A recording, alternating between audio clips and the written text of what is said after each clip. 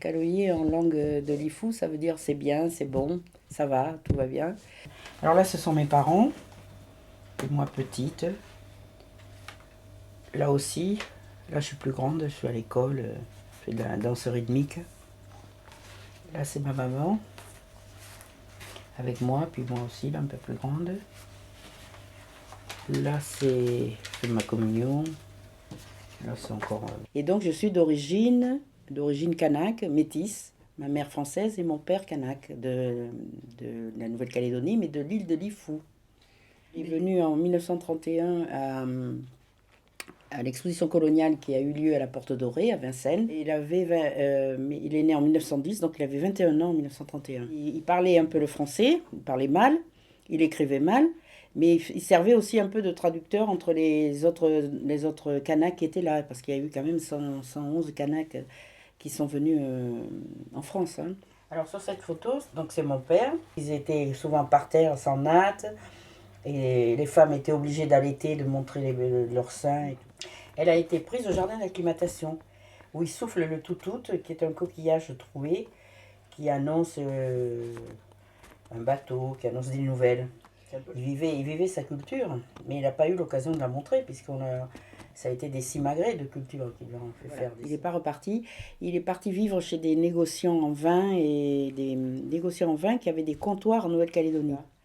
Et c'est là qu'il a rencontré ma mère dans cette région, à Bordeaux. Moi, je suis née en 40, voilà, et malheureusement, il est mort en 41.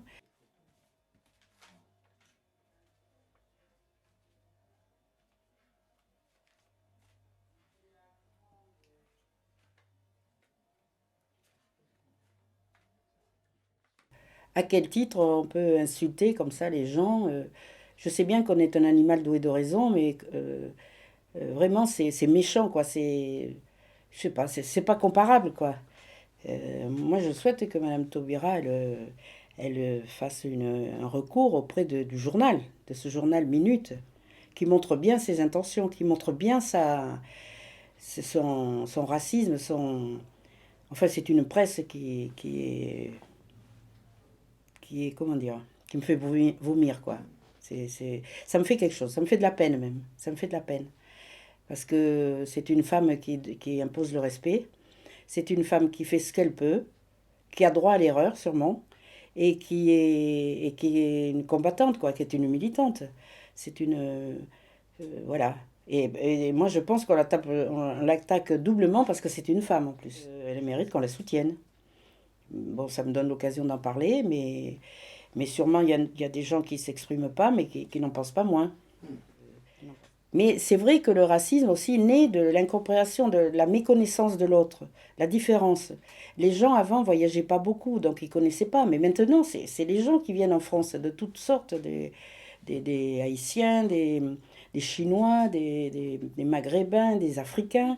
On est tous des humains et il faut s'entendre, quoi. Puis il faut surtout avoir du travail pour tout le monde. Et là, ce sont mes grands-parents. Mon grand-père, ma grand-mère et ma maman. Et moi, je suis sur le puits, là, le puits Yao. J'ai été élevée dans un milieu rural, à la campagne, les milieux ruraux. Mes grands-parents, bon, c'est vrai qu'ils n'étaient pas racistes. Ils ont accepté mon père, qui était très gentil, il n'y avait pas de problème. Hein. C'est des gens simples, des gens qui... la couronne, c'est un symbole. Hein, à l'origine, c'était des fiancés qui avaient la même couronne, l'homme et la femme. Et maintenant, c'est devenu, les femmes mettent les couronnes pour accueillir les étrangers ou dans des fêtes. C'est la couronne de bienvenue. Et je vais régulièrement en Nouvelle-Calédonie.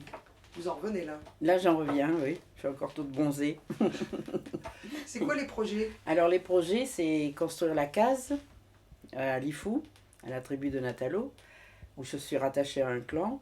Et voilà, le projet, c'est construire une case et une petite maison, toute petite maison, voilà, en dur. Pour y vivre ou... Pour y vivre, 6 mois en France, enfin, on verra l'avenir. Comme j'ai deux cultures, c'est un peu compliqué.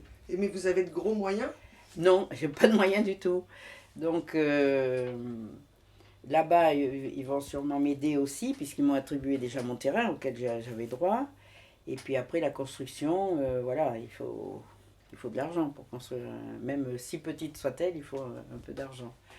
Donc, par le biais de notre association, on fait beaucoup de choses pour faire connaître, mais bon, ça ne pourra pas payer la maison, c'est sûr. D'abord, c'est pas son rôle, l'association, puisqu'on a des bénévoles. Voilà. À Lifou, vous avez fait ramener les restes de Marius. Oui, les restes de Marius sont revenus à Lifou, qui a fait. Oui, oui, où tout le monde était très content qu'il revienne au pays, quoi. Ça a été un combat, ça? Oui, tout à fait, tout à fait. C'est assez compliqué, c'est assez dur à supporter parce qu'il faut faire une exhumation, il faut des autorisations, enfin, c'est assez compliqué, oui. C'est assez compliqué, mais bon, après... C'était important, ça, qu'il revienne? Oui, oui, c'était important. J'ai pensé le faire car je pensais que si mon père avait vécu, il m'aurait ramené avec lui dans l'île. Donc c'est moi qui l'accompagne dans l'île, quoi. C'est le retour à l'envers. Lui, il est venu en France et moi, je reviens en Calédonie avec lui, quoi. Kaloyi, en langue de Lifou, ça veut dire c'est bien, c'est bon, ça va, tout va bien.